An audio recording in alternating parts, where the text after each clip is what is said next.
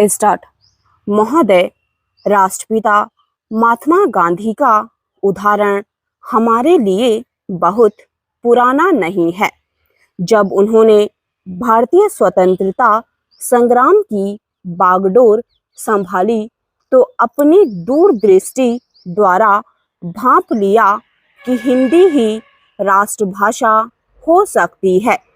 उन्होंने हिंदी को अपनाया और हिंदी के प्रचार प्रसार के कार्य का श्री गणेश किया।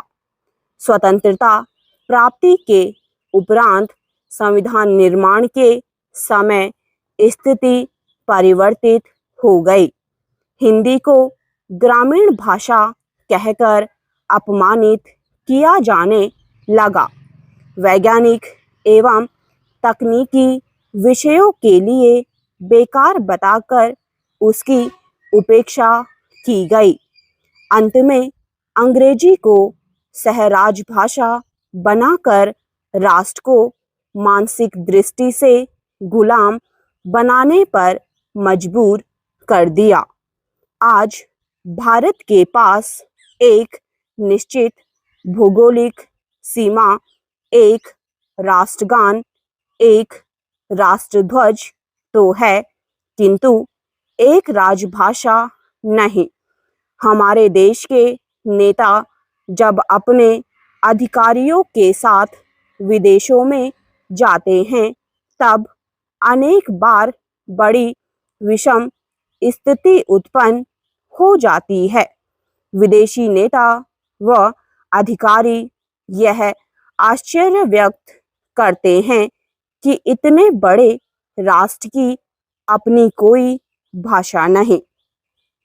कहने को हमारे पास अतीत की गौरवशाली सांस्कृतिक परंपरा है, किंतु वर्तमान में हम बिल्कुल निर्धन हैं, क्योंकि उस संस्कृति की पहचान कराने वाली भाषा हमारे पास नहीं है।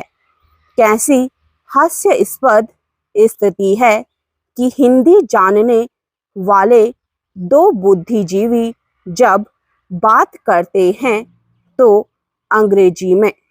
उनकी मानसिकता है कि यदि हम हिंदी में बात करेंगे तो सामने वाले पर हमारा कोई प्रभाव नहीं पड़ेगा।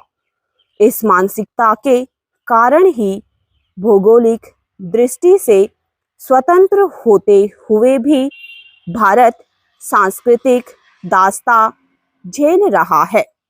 भाषागत आधार पर अंग्रेजी से कोई घृणा या विरोध नहीं है।